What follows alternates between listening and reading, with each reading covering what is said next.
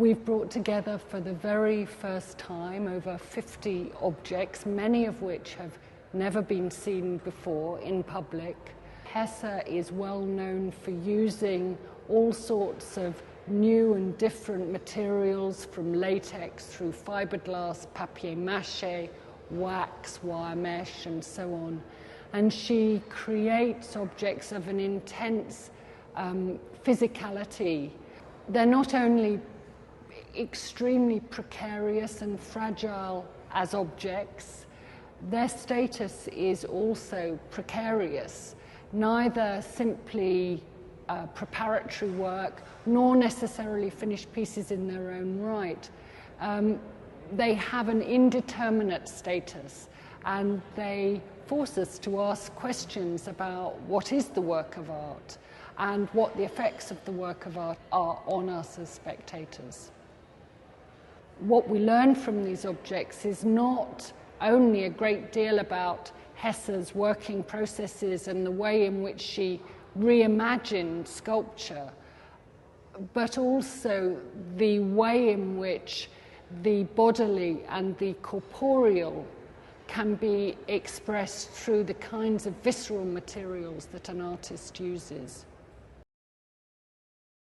I am Elizabeth Sussman, curator, and Sandra Gilman, curator of photography at the Whitney Museum of American Art, and I am standing in front of Eva Hesse's untitled 1970 sculpture, which I refer to as a rope piece because it's made out of rope.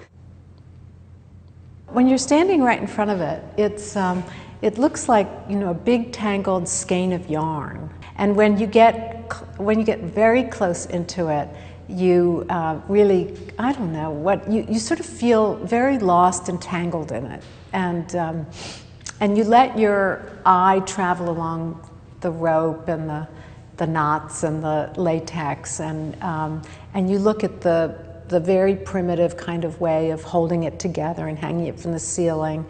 And so you sort of get into the making of it, and that's very much what she wanted, that the process of making the work would be visible. The rope itself is dipped into buckets of latex that Eva Hesse bought on Canal Street, which is where she went shopping for sculptural materials when she had her studio on the Bowery down near Canal. She was sort of teaching herself how to use latex because it had never been used with the freedom that she wanted to use it. By hanging it, it was a way of drying it and a way of the liquid sort of falling off the piece or adhering to the piece. It was quite by chance that that happened, and she never knew how it was going to end up. So she had this way of talking about her work where the thing made itself.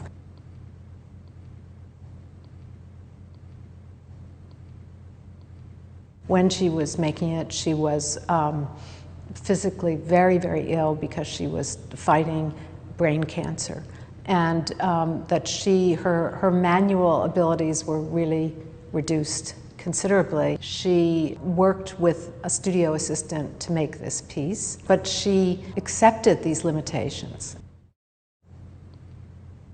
I think it's been one of the most influential pieces of American sculpture, but to today's artists, it demands something. There's no pop reference in it, there's little humor in it, there's kind of a pathos in it, I think.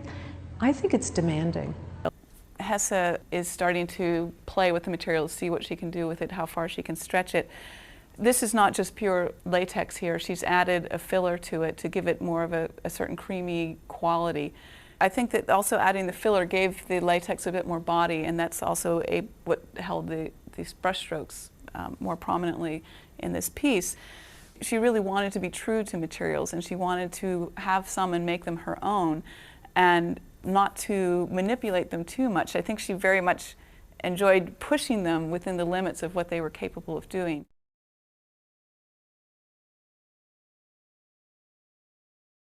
Latex is a term that gets used fairly loosely and for a lot of different things, and in this context it is referring to latex that comes from a rubber tree, and it is the sap that is harvested from the tree but it has been pre-vulcanized. Sulfur and other things have been added to it so that when Hesse got the can and opened it and used it, it cross-links and solidifies into something that's more permanent.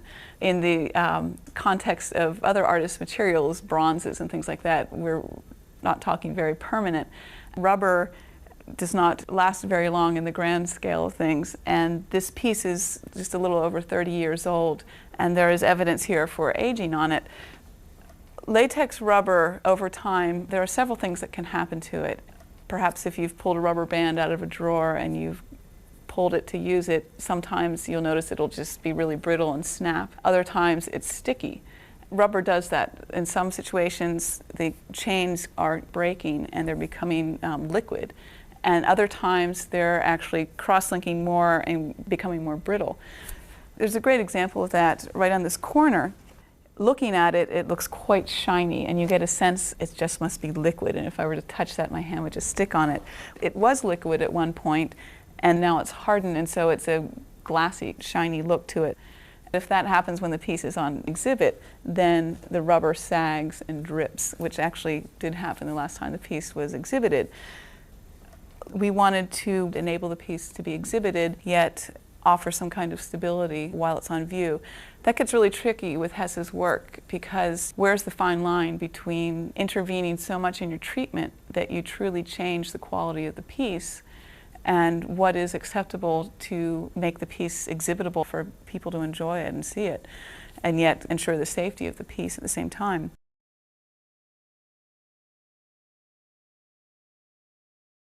But you were concerned with the idea of lasting. You mentioned some electromobility. Well, I'm confused about that, as I am about it in life. But I'm not sure, because I have a twofold problem now, but I know I'm going to get it once I start working with fiberglass, at least from what I understand. And although there are people who deny it, it is toxic.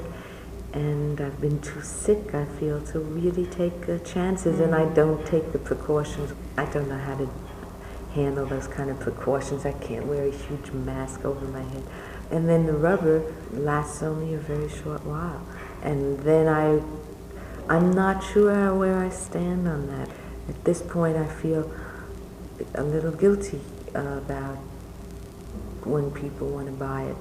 I think they know, but I want to write them a letter and say it's not going to last. I'm not sure what my stance is. I am conflicted, because part of me feels it's superfluous. If I need the rubber to use, that's more important, and life doesn't last, art doesn't last. It doesn't matter, and then I have that other thing that I should use. I can't even say it, because I guess I believe that less, but maybe that's a cop-out.